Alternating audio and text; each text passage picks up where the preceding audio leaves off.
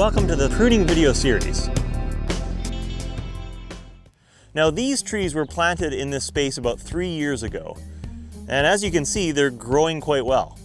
Okay, let's do this tree in real time. So I'm just going to go ahead and start removing the big wood right away. This stuff is all too big, and there's a ton of blind wood above, as you can see. So we're gonna remove that. I'm gonna bench cut this one.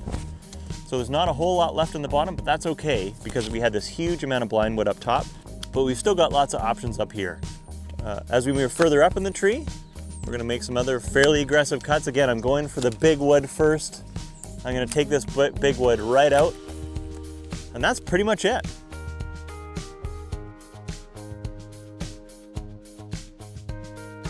What are the first things that we want to think about before we start pruning? Well, first of all, we want to think about the space. We only have a certain amount of space that these branches can grow, and look at, they're already growing into each other already. So that's not necessarily good. Looks fine now, but once these trees have leaves on them, they're going to shade each other out. Second thing to notice is that we've got a lot of vigor on these trees. So I want to keep that in mind when I'm pruning. Also, I have some blind wood here that I noticed as well that we may want to deal with. Let's just take a look at the rootstock as well for a second.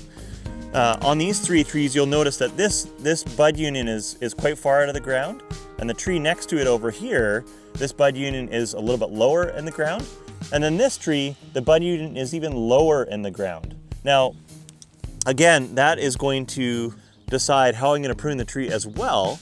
If the rootstock is very low in the ground, then obviously we know that it will probably have quite a bit of extra vigor that we have to deal with, okay? So let's start on a tree. So on this tree, what are we gonna do first? We're gonna take out the big wood. Now we know we have to reduce the crop load. We need to maintain the space. We also want to allow light. So we're gonna take out some of these ones that are crossing each other, right? We also wanna stimulate new growth, but on these new trees, that's not as much of an issue because we've got lots of new growth, okay? Now, I'm also thinking about the 50% rule. So if there's any of these branches that are bigger than 50% of the leader, I'm probably gonna take them out. Here's a little tip for you. This is forked here. These 2 branches are forked. You'll notice that this branch coming out is at least 50% of the diameter of the trunk. And you'll notice this blind wood above that spot. Now, to get rid of this blind wood or promote branches in this area, we actually need to take this branch out. If I could come back and I could tip it, but that wouldn't be very good because then the response from those 2 tipping cuts are going to be a bunch of new branches coming out the side, and we've already got a fork here, which is not good. We could cut these back, we could head them back, but if we head these branches back, now what's gonna happen is we're gonna have even more power from these side buds. They're gonna push new branches, and we're gonna have a big bush that's gonna come out of here, so that's not good either. We could come back and we could take it back to 1 liter. Now this is looking better, but I still don't think it's quite as good as it could be. We have a bud back here, which is an option. I can cut back to that. So this bud will now push, but it'll push with a vengeance. And here's my other problem. If I don't take this out now, I'm probably not gonna have, like these dormant buds or latent buds here are probably still not gonna push, and I'm gonna have that blind wood. So what's the best option for this scenario? Well, I think actually the best option is probably to take it out. Now we could bench it. So I've just made a bench cut on there, but I'm probably gonna still get a really powerful branch that's gonna come out of the bottom. So you know what probably the best option in this scenario is? Just take it right out. So we're gonna do a flush cut. Now that wasn't a super great flush cut. That's a better flush cut. You'll notice it's almost flush on the top, and then it goes out on the bottom. So we've got cambium on the bottom, so it's going to heal much faster since we did that cut properly now. Okay, so now it looks like we did a really aggressive move by taking this branch out, but I tell you what's going to happen. All these little branches and dormant buds and latent buds are going to push now, and we're going to get a whole bunch of new branches here in this tree. And we wouldn't have got that if we hadn't taken that branch out. Okay, now that we took out a really big branch at the bottom, let's assess these other branches that are down low. This one here is really aggressive. You can see we probably had at least 2 feet of growth on this last year. Probably need to do something with this. Now we could just leave it alone and it probably will fruit up, but I'm a little bit nervous about it because it's pretty big. We did make another really big aggressive cut here. So a lot of that energy or the water, right? Or the sap is now gonna be diverted into these other areas, but I'm afraid that it's also gonna be diverted into this branch right here. So you know what? This is a great opportunity for a bench cut because it's not too big. You can see it's smaller than this size, but we're probably gonna get a latent bud, so I'm still gonna get a branch here, but then I'm gonna fill up this space as well. These branches below, I'm gonna clean these up just a little bit as well. As you can see, we've got this branch over here, which is actually gonna be shading this branch below it. So I'm not too keen about that. I think what I'm gonna do is take this one right back. I'm gonna single it out. So again, if you can, you always want one branch in one direction off these tiny little trees, okay? Same with this one here. Again, I can just clean it up. We'll leave this one for now. It looks like we might even have a fruit bud on the end of the branch there. Okay, let's move up a little bit on the tree and have a look. Maybe we can do a pan up and see the rest of the tree and just see what we're looking at. We've got a number of really vigorous branches to deal with. Now, as you can see, this is a very, very upright growth type branch, and we probably need to take it out. We're not gonna probably get much fruit off of here, and we have other options around it. So let's take this one out. We're just gonna do actually more of a bench cut just because I can get in there. We're gonna reduce that. I'm gonna also bench this one here because I think it's too vigorous. Now let's move up a little bit. We've got this branch here, which is much, much too vigorous, and I've got lots of other options around here. There's all the latent buds. There's also other branches around here. So I'm gonna take it right out. Again, going for the flush cut, that's gonna be my best choice. Don't get greedy and leave a stub there because you're gonna get a bush off that. You've got lots of other options here. Let's keep moving up the tree below again, and I'm gonna get more and more aggressive as I get closer to the top of the tree because these branches are all gonna be challenging the leader. So we're gonna take those off, another flush cut, another flush cut. And you know what? Now that I look at the tree, this is also gonna take off, and I've got lots of other latent buds around here. So I'm gonna do a bench cut here because it's not too vigorous. Might even, that's reaching for the sky, so I'm gonna take that off.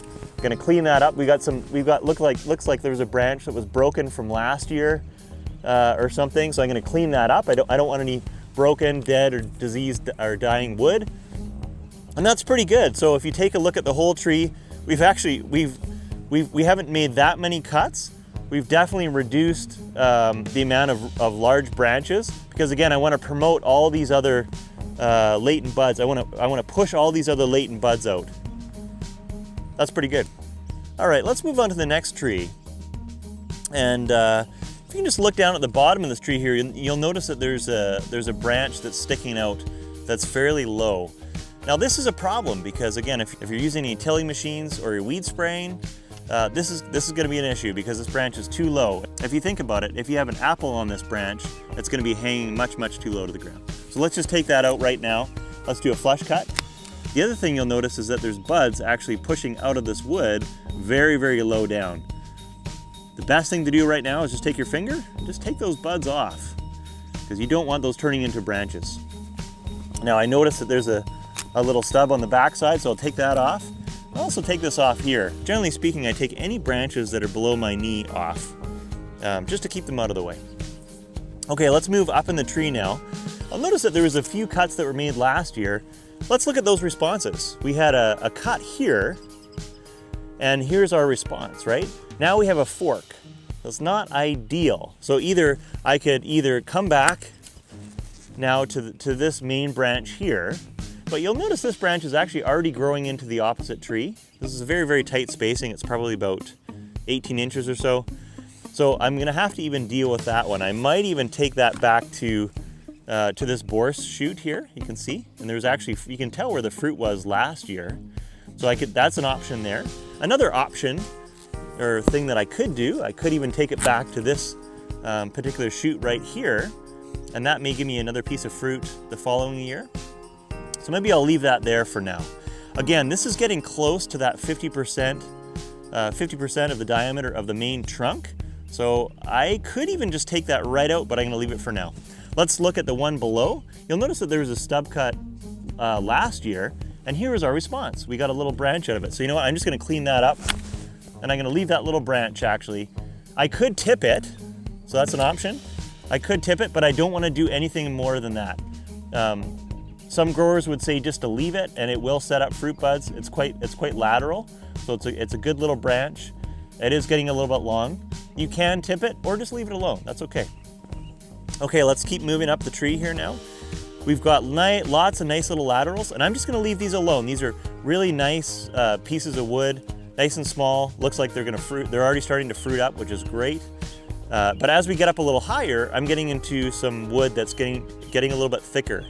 So I'm gonna do a bench cut on this one, because again, I gotta remember, I need light coming to all these branches down low. Now, if I didn't cut this branch out, remember, it's gonna be full of leaves, and that's gonna shade all these little branches, these nice little branches below.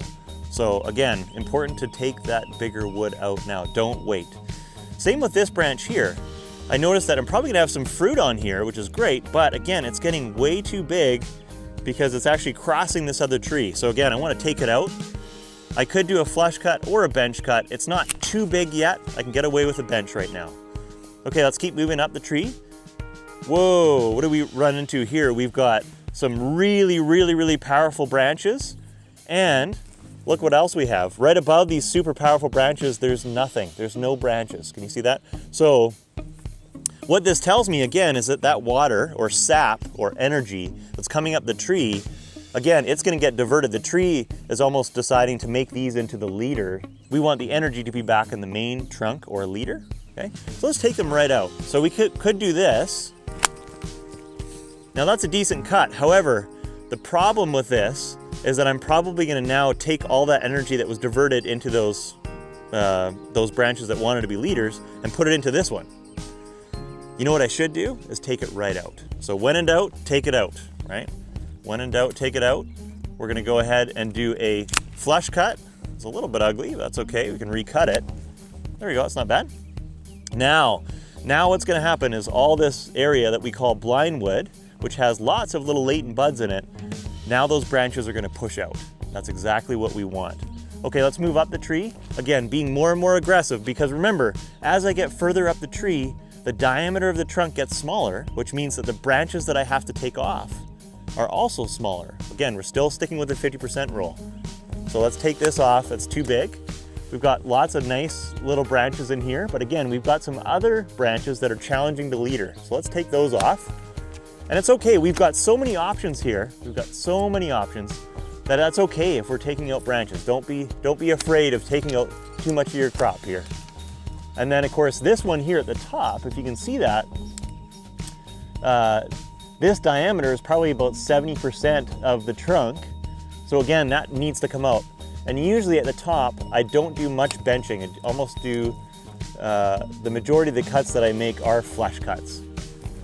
And again, we take those right off when we're challenging the leader.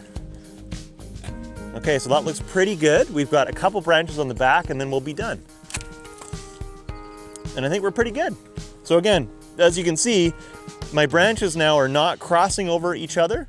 I've got lots of little feathers here. I'm still gonna get a decent crop this year. It's not gonna be huge, but that's okay because these trees are young.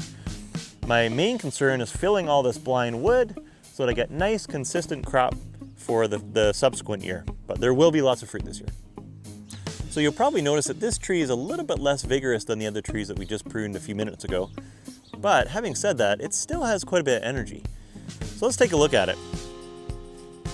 We again have a number of areas where we have blind wood. So that is areas where there is dormant buds, but they haven't pushed. And they probably haven't pushed because if you look down a little bit lower, we've got some really big branches here, as you can see. And those are kind of taking the energy away from these buds here, which have the potential of pushing. But they'll only push if we get rid of this big wood. So let's do that. All right, so again, first things first is the big cuts.